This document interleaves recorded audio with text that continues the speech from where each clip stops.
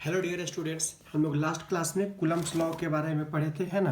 अब हम लोग यहाँ पर परमिटिविटी ऑफ फ्री स्पेस का यूनिट तक हम लोग लास्ट क्लास में डिराइव कर लिए थे। अब इसका डायमेंशंस यहाँ पे सॉल्व फाइंड करेंगे और उसके बाद परमिटिविटी ऑफ मीडियम हम लोग उसके बारे में कुछ कॉन्सेप्ट लेंगे, जो होता है डाइलेक्ट्रिक कांस्टेंट, उसके बारे में हम लोग थोड़ा बहुत समझेंगे। जितना आपके सिलेबस में उतना हम लोग कवर अप कर लेंगे इस बार, ठीक है।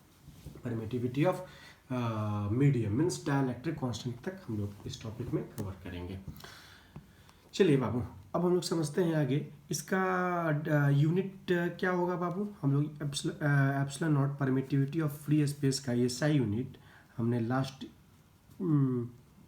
इसमें डिराइव किया था ना आपको, तो बताइए परमिटिविटी ऑफ इसका यूनिट क्या हमने डिराइव किया था बाबू। तो देखिए एप्सिलॉन नॉट इज इक्वल, जैसे इसी तरीके से ना हुआ था, F इज इक्वल टू क्या हो जाएगा 1/4 pi epsilon naught into Q1 Q2 upon R square.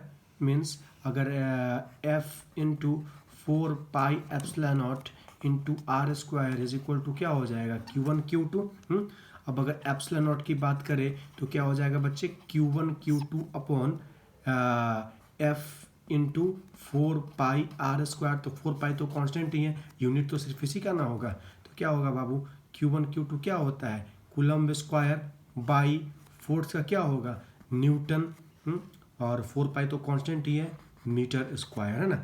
अगर इसको हम लोग स्टैंडर्ड फॉर्म में लिखना चाहें तो क्या हो जाएगा कूलम्ब का स्क्वायर न्यूटन इनवर्स मीटर पे पावर -2। ये हो गया आपका SI यूनिट, है ना, ऑफ एप्सिलॉन नॉट। क्लियर, ये हो गया आपका SI unit of epsilon not. अगर इसका डायमेंशन की बात करें तो डायमेंशन क्या हो जाएगा बच्चे बताइए।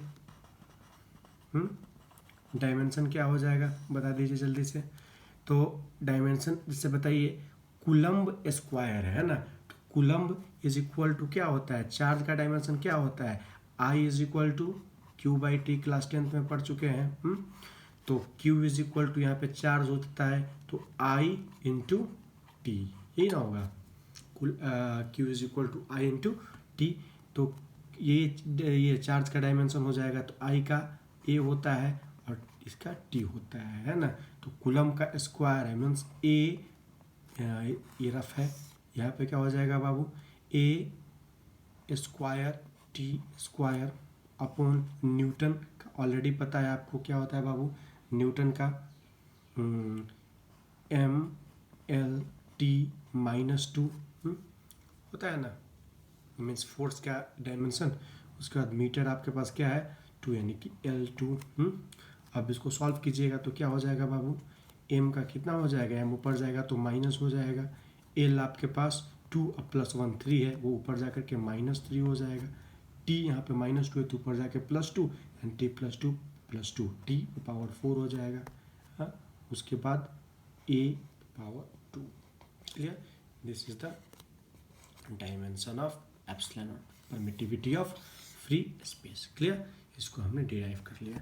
इसको भी यहाँ पर लिख देते हैं हम लोग SI यूनिट और उसका डायमेंशन बता दीजिए बच्चे। इसका SI यूनिट क्या हो जाएगा, SI यूनिट हो जाएगा आपके पास coulomb square newton inverse metre पे पावर -2। अगर डायमेंशन की बात करें तो डायमेंशन इसका होता है बच्चे कितना, तो M पे power -1 L -3 T 4 and 8। This is the dimension. Clear, और अगर permittivity of free epsilon not का एक्सपेरिमेंटली डिफाइंड वैल्यू अगर कहा जाए तो वो कितना होता है बच्चे पता है। देखिए मैं बता देता हूँ आपको, ये आपका परमिटिविटी ऑफ फ्री स्पेस का जो वैल्यू है वो है आपके पास 8.854 into 10⁻⁻12 coulomb square newton inverse metre पर पावर -2। ये है आपका इसका absolute value of permittivity of free space. Okay, और अगर वही इसको पुट किया जाए k मीन्स 1/4 पाई एप्सिलॉन, जब 1/4 पाई से इसको मल्टीप्लाई कर दिया जाता है तो जो k का वैल्यू आता है वो कितना होता है, k is equal to what 1/4 pi epsilon naught. इसका मतलब 1/4 4 पाई इंटू 8.54। तो ये कितना हो जाएगा बाबू? 8.54 इज इक्वल टू कितना होता है? इसको जब अप्रॉक्सीमेटली सॉल्व कीजिएगा ना तो आपको वैल्यू आ जाएगा अप्रॉक्सीमेटली इक्वल हो जाएगा 9 इंटू 10⁹ का। किसका? तो के का वैल्यू। क्लियर? जो के हम लोग यहाँ पर यूज किए हैं प्रोपोर्शनैलिटी कांस्टेंट की जगह पर, ये आपका एग्जैक्ट वैल्यू हो जाएगा के का। ठीक है, एग्जैक्ट वैल्यू तो होता है 8.854 इंटू 10⁻⁹ ओके, लेकिन इसको अप्रोक्सीमेटली क्या कर दिया जाता है? 9 इंटू 10⁹ लिख दिया जाता है। क्लियर? ये हो गया आपका। अब इसका यूनिट वगैरह इसका भी हम लोग डिराइव करते हैं। तो देखिए, अगर इसका यूनिट डिराइव करना है फिर से हम लोग रफ पेज पे देखिए, जैसे एफ इज इक्वल टू क्या है फॉर्मूला? के Q1 Q2 upon R square. तो के का यूनिट डायमेंशन निकालना है बच्चे, तो के इज इक्वल टू क्या हो जाएगा? F R square upon Q1 Q2। बोलिए, क्रॉस मल्टीप्लीकेशन कर दिया हमने। तो एफ का क्या होता है? न्यूटन मीटर स्क्वायर पर कूलम स्क्वायर। ये हो गया इसका ऐसा यूनिट पर कूलम स्क्वायर, क्योंकि ऊपर जाकर के -2 हो जाएगा, है ना। तो ये चीज़ें हैं। तो अगर इसका एसआई यूनिट की बात करें तो क्या हो जाएगा बच्चे? एसआई यूनिट ऑफ के, SI unit of coulomb constant जिसको बोला जाता है, एसआई यूनिट ऑफ के, तो क्या हो जाएगा बच्चे बताइए? न्यूटन मीटर स्क्वायर पर कूलम स्क्वायर। और अगर डायमेंशन की बात करें तो डायमेंशन भी निकाल ले सकते हैं, जहाँ तक की उम्मीद है आप लोगों से। इसका डायमेंशन क्या होगा बच्चे बता दीजिए? फोर्स का MLT-2 metre square upon A2T2। Clear? अब बता दीजिए कितना हो जाएगा? M तो 1 ही है ना, सॉरी R का तो L होता है, L2, तो M 1 है, L कितना हो जाएगा? 2 + 1 3 T -2, ऊपर में जाकर ये भी -2 -4 हो जाएगा, है ना। ये -4 हो जाएगा। और ए कितना हो जाएगा आपके पास? -2। ये हो गया इसका डायमेंशन। तो डायमेंशन भी लिख लिया जाए। क्या हो जाएगा बच्चे इसका dimension?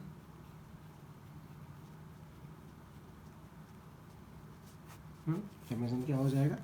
M -1 L -3 T 4 A 2।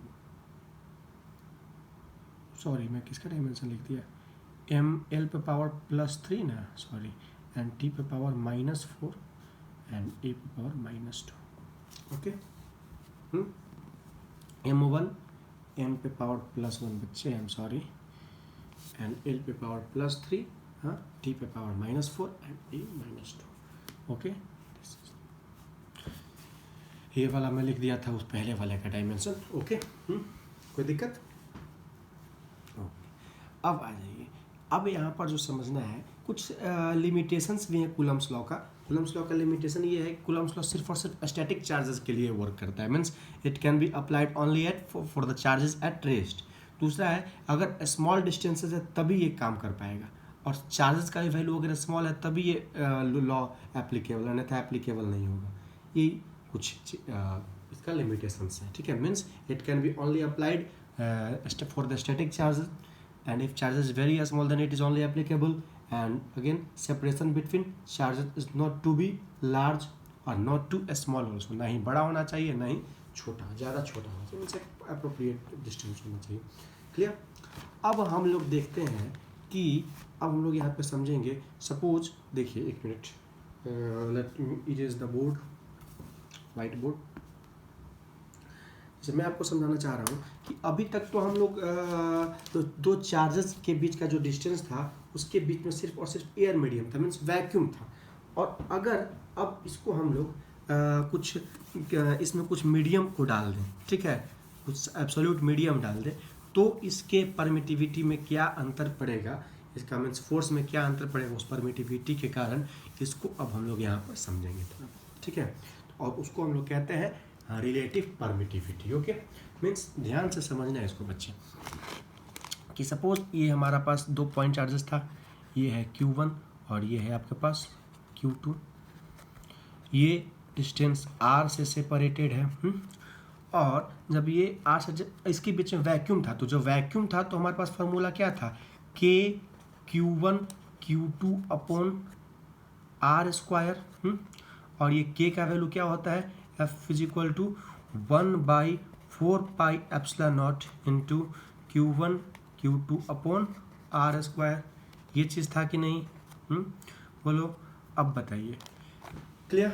लेकिन अब अगर हम लोग इसमें कुछ मीडियम डाल दें, डाइइलेक्ट्रिक मीडियम, तो जब डाइइलेक्ट्रिक मीडियम सपोज इसमें हम लोग कुछ डाल देंगे, इसके बीच में कुछ मीडियम फील्ड कर देंगे, तब तो ये पहले लाइन ऑफ फोर्स को खुद में ना परमिट करेगा, उसके बाद ना वहाँ पर जाएगा, यानी कि जाहिर सी बात है इसका फोर्सेस को इफेक्ट कर देगा। तो सपोज उस पर जो फोर्स लगा ये आपका मीन्स वैक्यूम में था या एयर में, ठीक है। अब अगर एफ मीडियम की बात करें तो क्या हो जाएगा बच्चे, 1/4πε एप्सिलॉन नॉट के जगह पे हम लोग कुछ मीडियम डाल देते हैं, एप्सिलॉन एम, ठीक है। और ये होता है Q1 Q2 upon R square. ये अब जो डाई इलेक्ट्रिक कॉन्स्टेंट होता है ना, इसको हम लोग डिराइव करेंगे यहाँ पर। इसका क्या वैल्यू होता है, कैसे निकलता है डाई इलेक्ट्रिक कॉन्स्टेंट के बारे में, इसको हम लोग डिटेल में अब पढ़ेंगे यहाँ पर, ठीक है। ऐसे ही इन दोनों के रेशियो को ही हम लोग क्या बोलते हैं, डाई इलेक्ट्रिक कॉन्स्टेंट। तो उसको थोड़ा बहुत अब लिख करके समझना है, क्लियर? ध्यान दीजिएगा, टॉपिक दे दीजिए रिलेटिव परमिटिविटी और डाई इलेक्ट्रिक कॉन्स्टेंट। टॉपिक लिख लीजिए बच्चे। चलिए देखिए, टॉपिक है अब हमारा रिलेटिव परमिटिविटी, रिलेटिव परमिटिविटी और डाई इलेक्ट्रिक कांस्टेंट। ओके, तो इस चीज को ध्यान से समझिए, ये क्या होता है। तो रिलेटिव परमिटिविटी और dielectric constant is defined as, it is defined as ratio between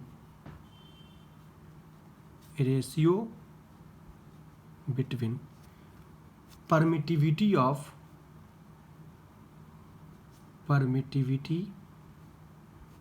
of medium to the permittivity of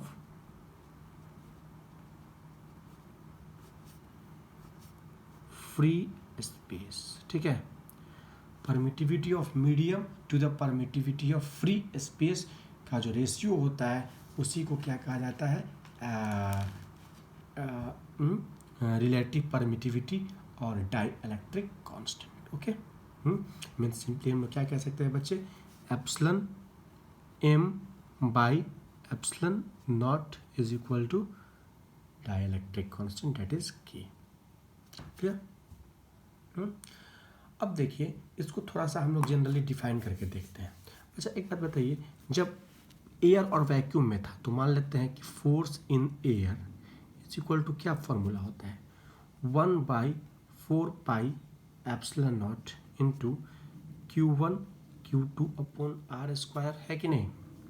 अच्छा, अगर इसी को अगर हम लोग सर्टेन एक मीडियम में डाल दें, means force in medium, F medium is equal to क्या हो जाएगा, 1/4πε into Q1 Q2 upon R square, है कि नहीं? अगर इन दोनों का रेशियो निकाल दिया जाए, means F into air by F into medium, तो क्या हो जाएगा बच्चे, 1/4πε0 into Q1 Q2 upon R square, ये divided by 1/4πε0 into epsilon m ना, सॉरी मीडियम में क्या है, epsilon m, Q1 Q2 upon R square. Clear?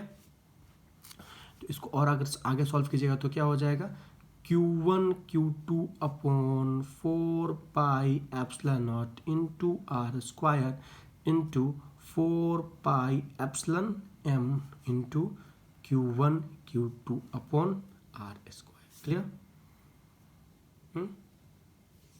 इन है 4 pi epsilon, sorry 4 pi epsilon into हो जाएगा तो ये ऊपर में आर स्क्वायर हो जाएगा और नीचे में आपका हो जाएगा Q1 Q2।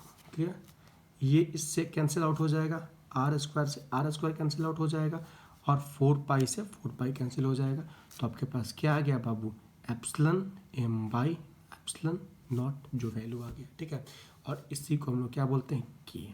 तो बता दीजिए epsilon M is equal to क्या हो जाएगा? के टाइम्स ऑफ एप्सिलॉन नॉट। है कि नहीं? अच्छा, तो अगर हम लोग एफ इन मीडियम की बात करें, फोर्स इन मीडियम, तो force in medium is equal to क्या होता है? 1/4 pi epsilon M into Q1 Q2 upon R square. अच्छा, तो F in medium is equal to epsilon M के जगह पे हम लोग क्या लिख दे सकते हैं? 1/4 pi epsilon naught, epsilon M के जगह पे हम लोग क्या लिख सकते हैं? एप्सिलॉन नॉट इंटू के। देखिए के टाइम्स ऑफ एप्सिलॉन नॉट है, हाँ, into Q1 Q2 upon R square. तो इसी को अगर बात करें तो क्या हो जाएगा? 1/k times of Q1 Q2 upon 4 pi epsilon naught into R square हो गया कि नहीं? Means F in medium, force in medium क्या हो गया बच्चे? तो 1/k times of force in vacuum, means force in vacuum by K, ये हो गया आपका फोर्स इन मीडियम। ठीक है, ये आपका डाइलेक्ट्रिक कांस्टेंट का कॉन्सेप्ट। ओके।